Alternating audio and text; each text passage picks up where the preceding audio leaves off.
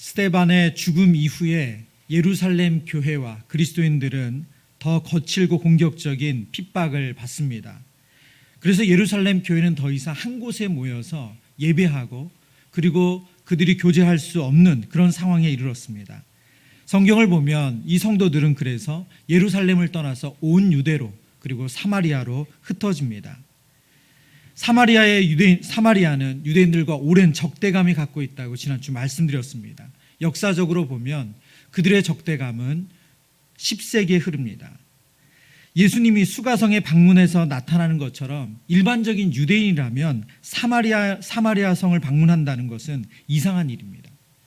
하나님은 빌립을 사마리아로 이끄셨습니다.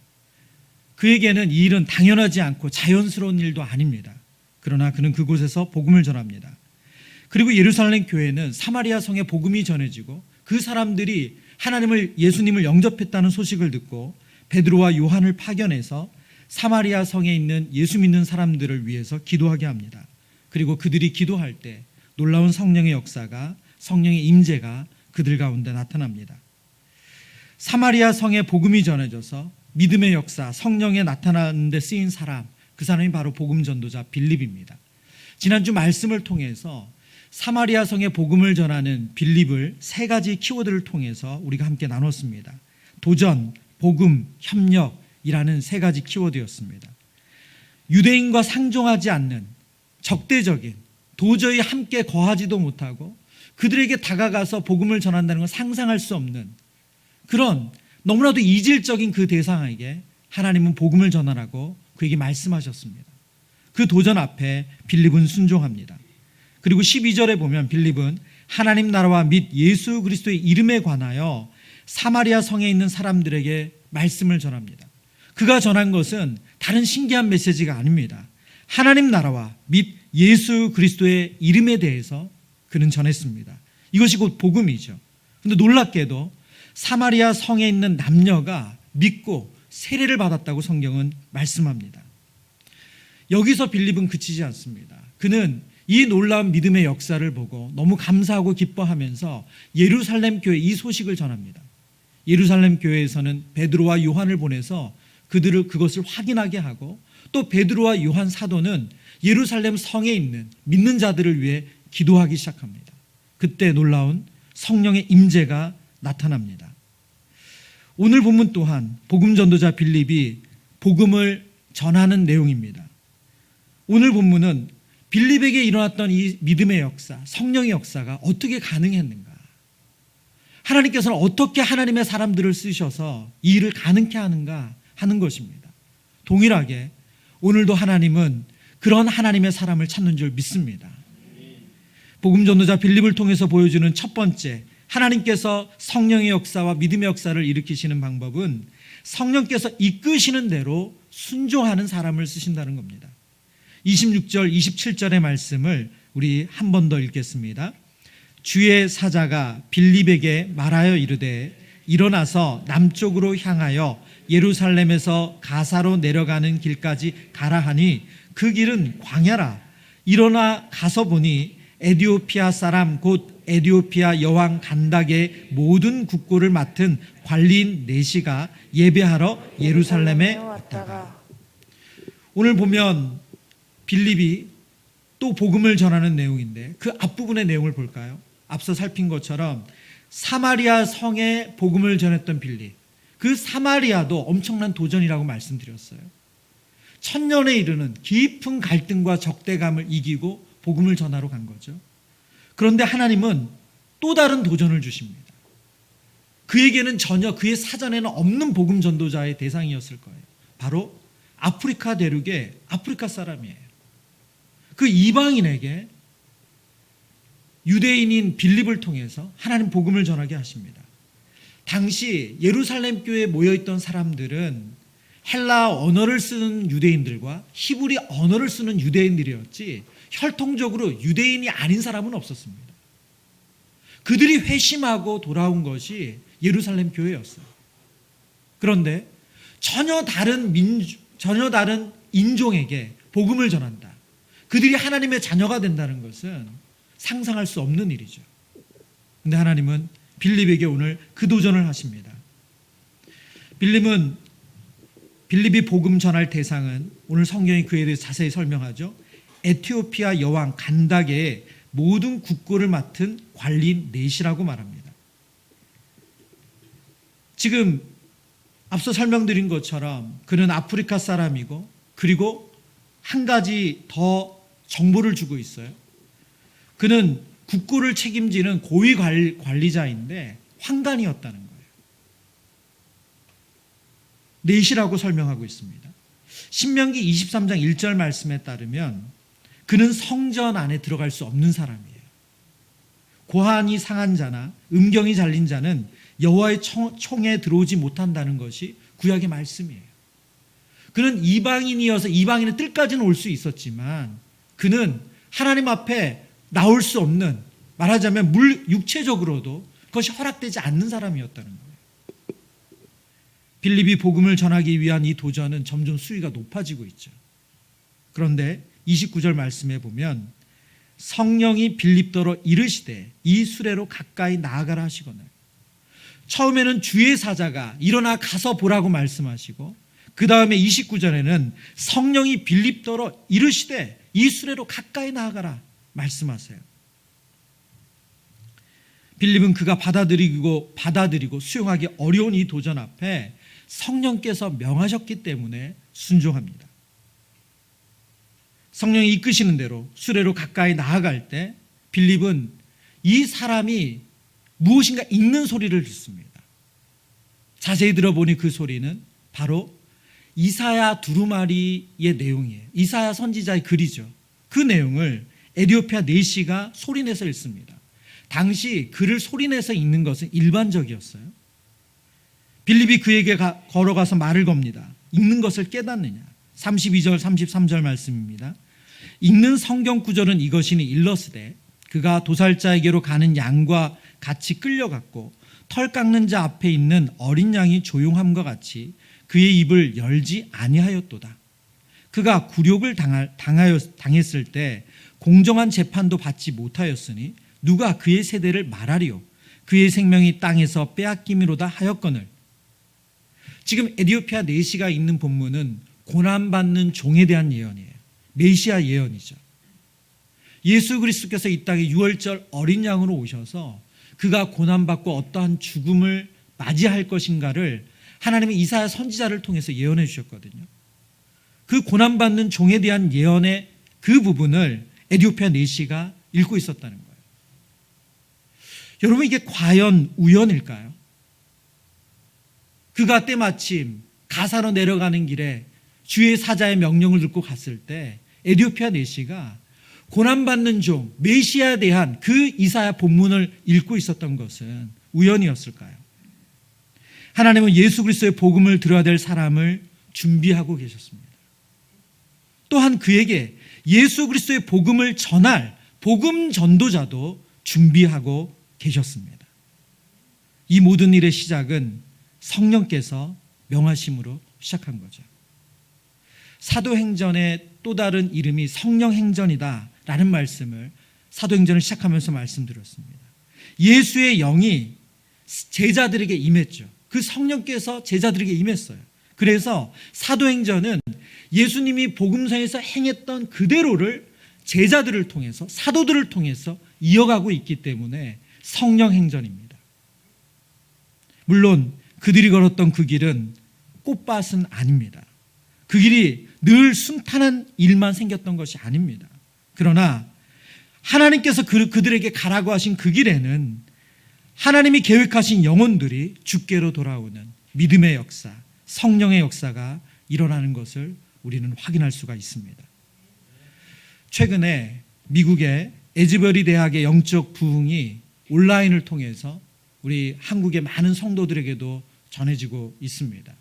아마 그 영상을 보신 분도 있고 이게 무슨 얘기인가 처음 듣는 분도 있으실 거예요. 처음 듣는 분들이 있다면 그냥 너튜브에서 에즈버리 대학이라고 검색만 하시면 여러 영상이 나올 겁니다. 지금은 CNN, 폭스, 여러 미국의 여러 그다음에 기독교 방송은 물론이고요. 여러 채널에서 그것을 인터뷰하고 기사화한 내용들이 있고요. 가장 좀 우리에게 편하게 볼 수 있는 영상이 있다면 워싱턴 중앙장로교회 류흥열 목사님이 직접 방문해서 촬영한, 그래서 편집한 영상이 있습니다. 저희 교단에 우리 한 소속된 목사님이시고 또 총신대학교 교수로도 계셨어요. 그렇기 때문에 여러분이 그 영상을 보신다면 조금 더 이 내용을 이해하시는데 도움이 될 것 같습니다. 그런데 미국의 이 에즈버리 대학의 영적 부흥은 처음 있는 일이 아니라는 거예요. 평양 대부흥운동, 우리나라 1907년에 평양 대부흥운동을 연구한 기독교 역사학자가 있습니다. 총신신학대학원 교수로도 재직하셨었는데 박용규 교수님이거든요. 그 교수님이 2007년에 세계 부흥의 역사를 그 지역을 탐방하면서 한 기독교 언론사에 기고를 했어요. 계속 글을 쓰셨습니다. 그 글 가운데 나오는 글의 내용을 제가 좀 읽어드리려고 합니다. 에즈버리 대학은 1970년과 2006년에 두 차례 강력한 부흥을 경험하면서 휘튼 대학과 더불어 20세기 미국 캠퍼스 영적 각성을 견인해 왔다고 말하고 있습니다. 여러분, 지금 2023년에 지금 그 대학에서는 그 수요 채플이었거든요. 수요 채플에 채플 예배가 끝났어요. 그러나 20여 명이 앉아서 기도를 한 거예요. 20여 명의 우리 학생들이 앉아서 채플 끝나고 나서 기도를 했어요. 근데 그 기도를 하면서 그들이 받을 은혜가 너무 커서 SNS로 친구들에게 알린 거예요. 내가 이런 은혜를 받고 있다. 그러니까 다시 기숙사와 학교 강의실로 흩어졌던 그 캠퍼스 안에 있는 학생들이 몰려와서 기도하기 시작했어요. 그런데 그들이 그 예배가 24시간이 지났는데도 끝나지가 않아요. 그러니까 그 놀라운 은혜를 받으면서 그것을 계속 지인들에게 알리기 시작한 거예요. 그러면서 주변에 캠퍼스 학생들이 오기 시작하고 주변에 교회에서 오기 시작하고, 그래서 멈추지 않고 예배가 계속 드려져요. 류흥열 교수님이 그 대학을 방문했을 때 사람들이 예배당에 들어가서 예배드리기 위해서 줄 서 있는 사람들이 한 3,000명 정도 된다고 하더라고요. 그래서 쉽게 그 예배당에 진입도 안 되죠. 그런데 기다리는 내내, 그리고 또 캠퍼스 그 본 예배당도 아니고 그 캠퍼스 안에서 또 그들이 찬양하고 예배를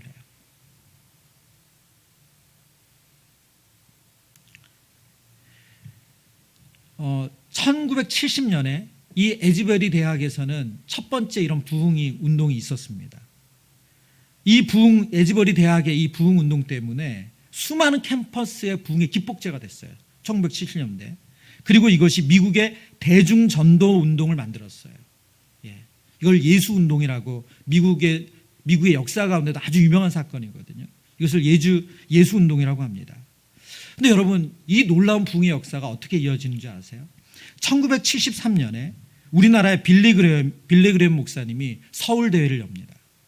그리고 엑스폴로 74로 대변되는 우리나라의 대중전도 운동이 이 에즈버리 대학의 1970년 부흥운동의 시작으로부터 연결돼서 우리나라 1970년에 영적 부흥이 일어났다는 거예요. 아마 이 자리에 제가 아는 성도님 한 분이 그 1970년대 엑스포로 74에 그 여의도에 갔다는 거 제가 들은 적이 있거든요. 여의도 그 광장에 빼곡히 성도들이 모여서 그곳에서 예배하고 찬양하고 그런 은혜를, 그런 영적 부흥을 누렸던 분들이 있으세요. 여러분, 그런데 이 일이 시작하기 전에 일을 사람들이 어떻게 또 이런 영적 부흥이 일어났을까? 그것이 궁금하잖아요. 그렇죠. 그러면서 이 류흥열 목사님의 영상에 보면 이 에즈버리 대학에 일어났던 이 영적 부흥이 그냥 그날의 예배가 은혜가 돼서 일어난 것이 아니라는 것을 확인하게 됩니다. 중국계 말레이시안 교수 홍 교수님이라는 분으로 이제 소개가 되는데요. 이분은 2015년에 에즈버리 대학의 방문 교수로 이제 방문을 해요. 근데 이분이 이제 방문 교수로 방문해서 학생들을 가르칠 때 기도하는 가운데 하나님의 음성을 듣습니다. 이분은 되게 보수적인 신학자예요. 그런데 그 하나님께서 말씀하시는 그 내용이 본인이 받아들이기 좀 힘들었어. 어떤 내용이냐면, 너 강의하는 거 그만두고 풀타임으로 에즈베리의 부흥을 위해서 기도하라는 하나님의 음성을 들어요. 그 영상에 보면 본인이 몇 번의 그런 것, 이게 정말 하나님 뜻인가? 이게 하나님 시키신 일이 맞는가? 그걸 확인하는 절차를 거치고 이분이 2019년에 그 뜻을 순종해서 그 에즈버리 대학 근처로 이사를 합니다. 이사를 하고 풀타임으로 기도를 시작해요. 이 대학의 영적 부흥을 위해서. 2019년에 4년 전이죠. 그리고 2020년이 됐을 때 하나님께서 그에게 어떤 명령을 주시냐면 회개하라는 간판을 만들어 가지고 사람들이 보이게 들고 다니래요. 이것을 이분이 2년 동안 하셨어요. 앞에다가 회개하고 하나님께 돌아오라고. 그다음에 손에도 그 뭐냐면 두꺼운 종이에다가 매직펜 같은 걸 글씨를 써서 그렇게 들고 다니셨다는 거예요. 2년 동안. 그래서 이분의 별명이 샌드위치맨으로 불렸대요. 앞뒤로 그 메시지를 들고 다니셨기 때문에. 미국의 에즈베리 부흥회는 이렇게 성령의 이끄심에 성령께서 말씀하시는 일에 순종해서 수년간 4년 전부터 에즈베리 영적 부흥을 놓고 기도한 기도의 사람들이 있었습니다. 빌립이 성령의 인도하시는 대로 이끄시는 대로 순종해서 아프리카 대륙에 복음을 전하는 그런 에티오피아 내시를 만날 수 있었던 것처럼 지금도 동일한 그런 성령의 인도하심이 있고 그리고 성령의 이끄심에 순종하는 사람들이 있고 그래서 하나님의 역사가 일어난다는 거예요. 오늘 이 밤에 우리가 기도해야 될 제목이 무엇입니까? 하나님 정말 성령의 이끄심을 깨닫게 해달라고 기도해야 되지 않을까요? 하나님께서 우리에게 주시는 그 말씀을 통해서 주시는 그 성령의 인도하심 그리고 깨닫게 하심이 있는데 그것을 우리가 깨닫지 못하고 무시하고 지나가는 일이 얼마나 많을까요? 그리고 성령의 이끄심에 순종할 수 있게 해달라고 기도하는 저와 여러분 되기를 축원합니다. 두 번째, 오늘 복음 전도자 빌립을 통해서 보여주시는 모습은 예수 그리스도의 복음으로 충만한 빌립을 우리에게 알려주고 있습니다. 어떻게 이런 믿음의 역사와 성령의 역사가 가능했는가? 예수 그리스도의 복음으로 충만한 사람이 있었다는 겁니다. 35절의 말씀, 빌립이 입을 열어 이 글에서 시작하여 예수를 가르쳐 복음을 전하니. 에티오피아 내시는 이사야 선지자의 글을 읽고 있었습니다. 앞서 설명드린 것처럼 고난받는 종 메시아에 대한 예언의 말씀이라고 말씀드렸죠. 그런데 오늘 빌립은 어떻게 한다고요? 이 글에서 시작하여 예수를 가르쳐 복음을 전했대요. 그 본문을 읽었던 것도 우연이 아니었고 성령의 인도하심이었지만 빌립은 그 말씀이 누구를 가르치는지 정확하게 그것을 알고 있었고 그것을 해석해주고 그리고 그 성경이 가르치는 예수 그리스도를 그에게 전합니다. 요한복음 5장 39절의 말씀, 너희가 성경에서 영생을 얻는 줄 생각하고 성경을 연구하거니와 이 성경이 곧 내게 대하여 증언하는 것이니라. 예수님께서 유대인들에게 말씀하시는 거죠. 너희가 성경에서 영생 얻을 줄 알고 그리고 성경 읽지 않니? 그렇게 묵상하지 않니? 근데 이 성경이 누구를 가르치냐? 바로 예수 그리스도를 가르친다는 거예요.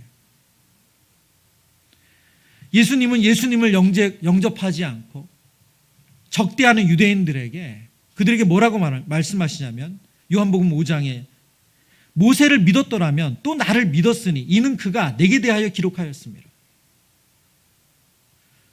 지금 너희가 있는 성경은 누구를 가르치냐? 바로 나를 가르치고 있는데 너희가 정말로 하나님께서 모세를 통해서 주신 말씀을 믿었더라면 그 말씀을 통해서 예수님을 하나님의 아들로 메시아로 믿을 수밖에 없었다는 거예요. 그런데 유대인들은 그러지 못했죠. 근데 여러분 빌립은 성경이 예수 그리스도를 가르친다는 것을 정확하게 알고 있었습니다. 그리고 이사야 선지자의 글을 읽고 그 내용이 무엇인지를 알고 있었고 이 글로 시작해서 어떻게 예수 그리스도가 메시아로 왔는지를 정확하게 에티오피아 내시에게 알려주었어요. 마태복음 16장 16절 17절의 말씀 우리 같이 읽어볼까요? 시몬 베드로가 대답하여 이르되 주여 살아계신 하나님의 아들이시니이다. 예수께서 대답하여 이르시되 바요나 시몬아 내가 복이 있도다. 이를 내게 알게 한 이는 혈육이 아니요 하늘에 계신 내 아버지이시니라. 아멘. 예수님께서 예수님의 제자 베드로를 칭찬하시는 내용이잖아요. 그가 뭐라고 고백했습니까?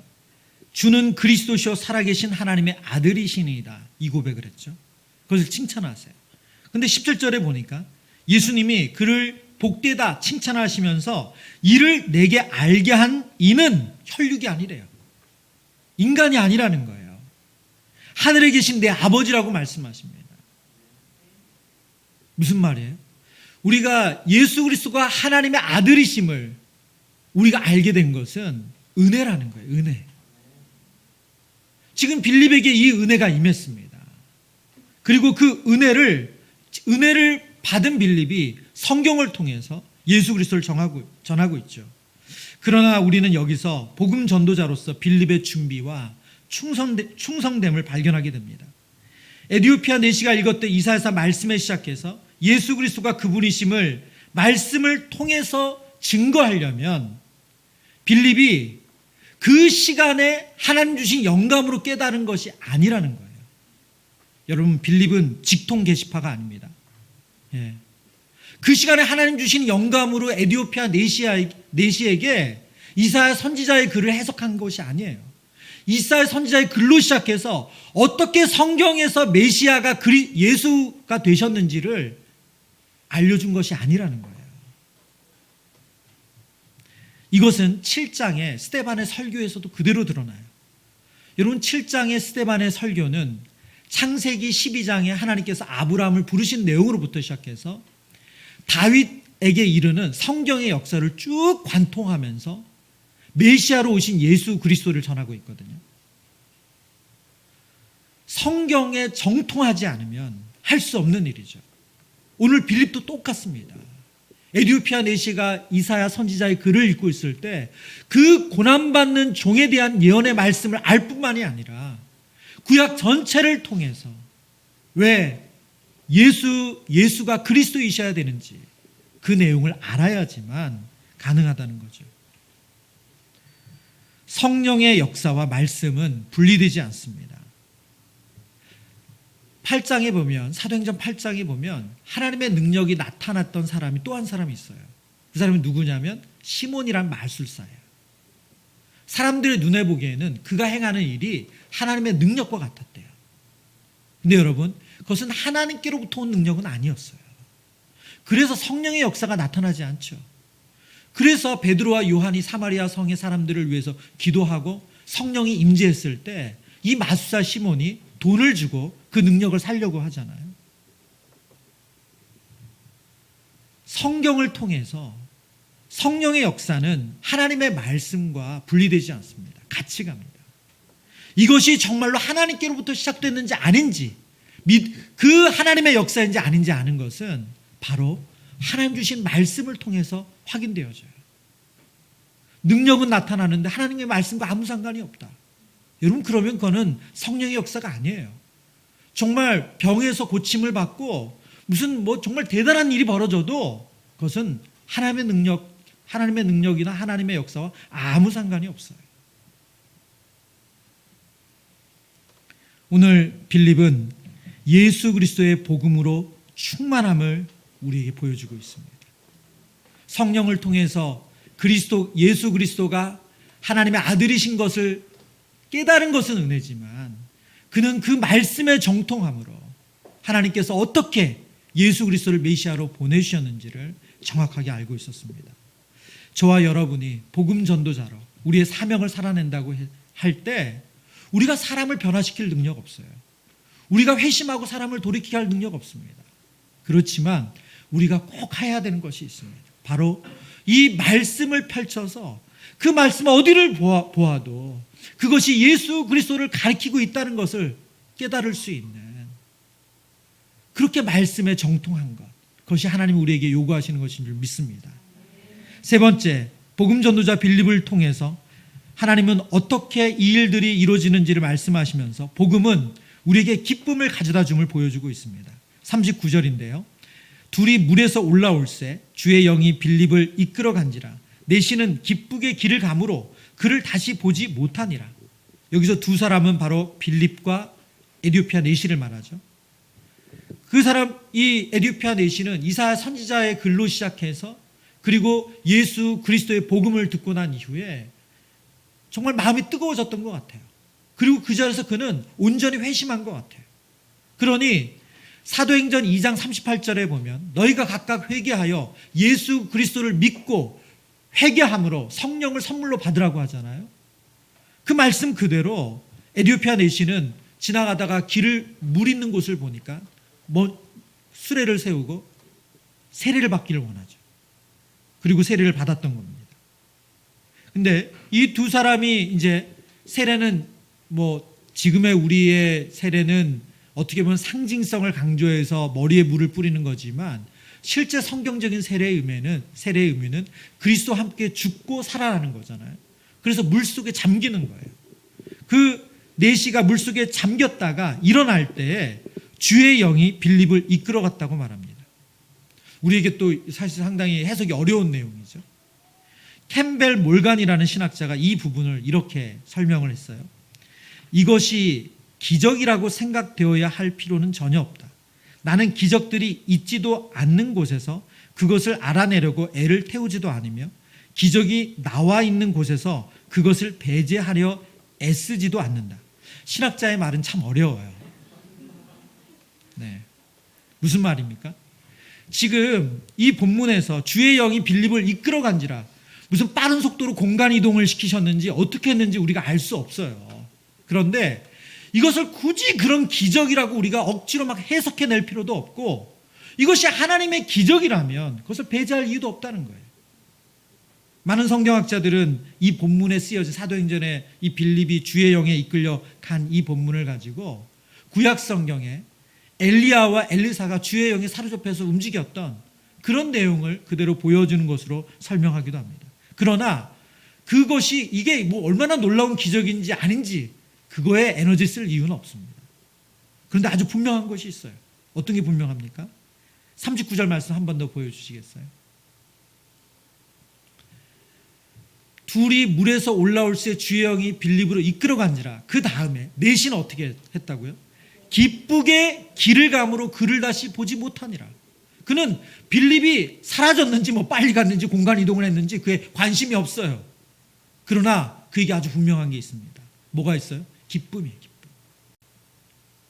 예수 그리스도를 구주와 주님으로 영접한 회심한 하나님의 자녀에게 주시는 기쁨이 넘쳤대요.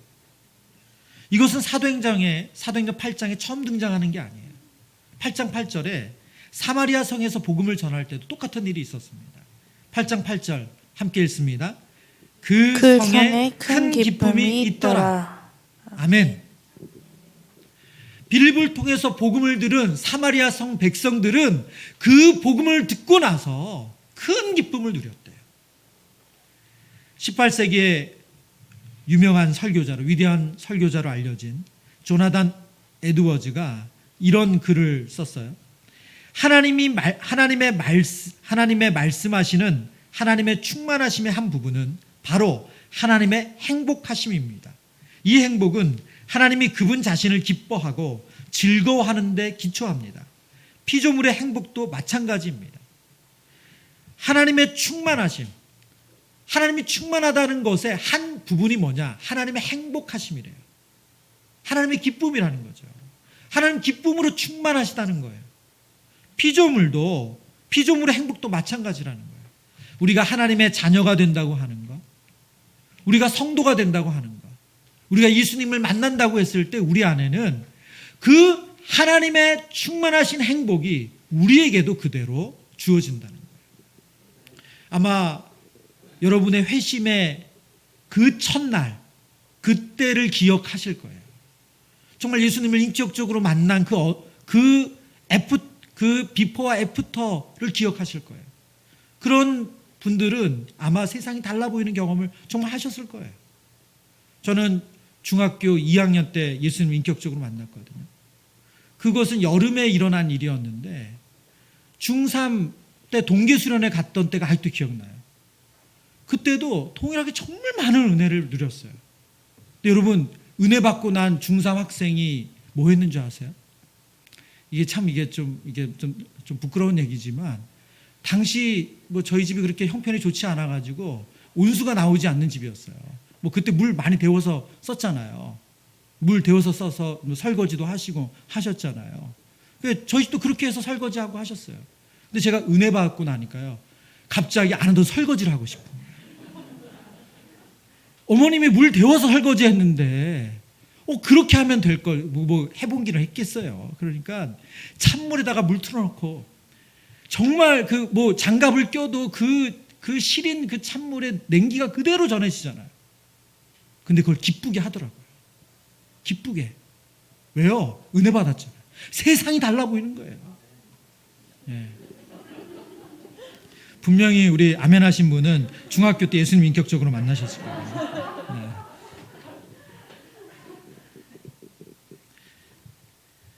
예수님을 만나면 기쁩니다.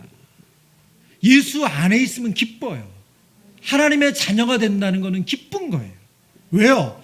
하나님의 충만하심의 한 부분이 기쁨이기 때문에 그 기쁨이 우리 안에 그대로 있어요. 여러분, 그런데 그게 어떻게 예수님을 인격적으로 만나는 그 청소년기만 있어야 되겠어요? 여전히 주의 성령을 통해서 우리가 하나님의 자녀이고 하나님 안에 있잖아요. 제가 요즘 회개하는 게 있어요. 이 담임 목사가 되고 나니까 무슨 신경 쓸 일이 많잖아요. 예. 그러니까 괜시리 심각해져요. 이 미간이 늘 진지한 미간이야. 여러분, 그리스도인으로 하나님의 자녀로 산다는 것은 하나님 안에 있는 기쁨을 누리는 거예요. 이것이 빌립이 복음을 전했을 때 사마리아 성에 나타났던 역사고, 그리고 에티오피아 내시에게 나타났던 그 믿음의 역사예요. 저와 여러분 안에도 동일한 은혜가 있기를 축원합니다. 말씀을 정리합니다. 사도행전 8장을 묵상하다 보면 분명히 주요 등장인물은 빌립인데 그의 그의 대사가 거의 나오질 않아요. 여러분 다시 한번 보세요. 그의 대사가 거의 없어요. 그가 에티오피아 내시에게 너가 있는 것을 깨닫느냐, 이거밖에 없어. 그의 행동, 그의 사역은 보이는데 그의 말은 아주 간결하고 최소화되어 있습니다. 왜 그럴까요? 성령이 주도하시고 빌립이 그의 순종하고 따르는 담담한 사역을 보여줍니다. 저는 사역자로서 이 본문을 묵상하면서 많이 회개했어요. 저는 너무 요란한 거 아닌가? 마땅히 해야 할 일을 하는데, 받은 은혜에 반응해서 사역하는데 너무 요란 떠는 거 아닌가? 그래서 하나님의 영광을 가리우는 것은 아닌가? 여러분, 우리가 하나님의 사람으로 성령의 인도함을 받아 이끌려 산다는 것은 그렇게 요란한 게 아닌 것 같아요. 제가 에즈버리 대학의 부흥에 대한 소식을 처음에 전해준 그 내용을 듣고, 그리고 그 내용을 보면서 여러분, 그 시작에 대한 그게 처음 시작했던 때에 그 기도하는 거를 그 메시지 전하고 기도하는 걸 봤어요. 한 청년이 나와서 얘기한 거였어요. 그리고 메시지를 전한 건데, 여러분 정말 뭐 불길 같은 성령이 안 와요. 그냥 그렇게 뭐 막 엄청 소리 높이지도 않고 그냥 너무나도 편안하게, 길지도 않더라고요. 그런데 그 메시지의 시작으로 성령의 놀라운 은혜를 누렸다고, 뭐 하여튼 그런 이제 그 내용이 나와 있었어요. 여러분, 그런 거에 비하면 저희는 너무 요란하게 뭔가 하려는 마음이 있다는 생각이 들어요. 복음 전도자 빌립은 순종의 사람입니다. 성령께서 이끄시는 대로 순종한 사람입니다. 천년이라는 깊은 감정, 편견의 벽을 넘어서 사마리아 땅에 복음을 전했고요. 인종과 그리고 성전에 들어올 수 없다는 육체적인 그 편견을 깨고 에티오피아 내시에게 복음을 전했습니다. 바로 이 순종이 성령의 역사가 일어나는 하나님의 통로가 되었습니다. 저와 여러분에게도 그런 순종이 있기를 축원합니다. 복음의 언어란 책에 보면 그리스도인들은 복음에 유창해져야 된다라는 말을 합니다. 복음의 유창성, 이 유창성이라는 것은 몸에 완전히 익혀진 상태를 말합니다. 그러니까 복음으로 가득 차서 뭘 해도 복음이 드러난다는 거예요. 예. 장 보러 가도 거기에는 복음이 드러나고, 아이를 뭐 학원을 보내줘도 거기도 그 안에 복음이 다 드러난다는 거예요. 이게 복음의 유창성이에요. 복음 전도자 빌립의 모습은 바로 이 복음의 유창성을 느끼게 합니다. 그는 성경의 어느 부분을 보아도 그 부분이 예수 그리스도를 가리키고 있다는, 바로 그 말씀으로, 그 복음으로 충만한 사람이었습니다. 저와 여러분 안에 그런 하나님의 말씀에 대한 열망이 있기를 축원합니다. 마지막으로, 복음은 하나님의 자녀에게 이 땅에서 주는 기쁨이 아닌 하나님 안에서의 기쁨을 회복시키는 줄 믿습니다. 우리가 복음을 전하고, 우리가 복음을 듣고, 우리가 복음을 살아낼 때 우리는 주님 주신 기쁨으로 충만합니다. 이 은혜를 누리는 사랑하는 성도님들 되시길 축원합니다.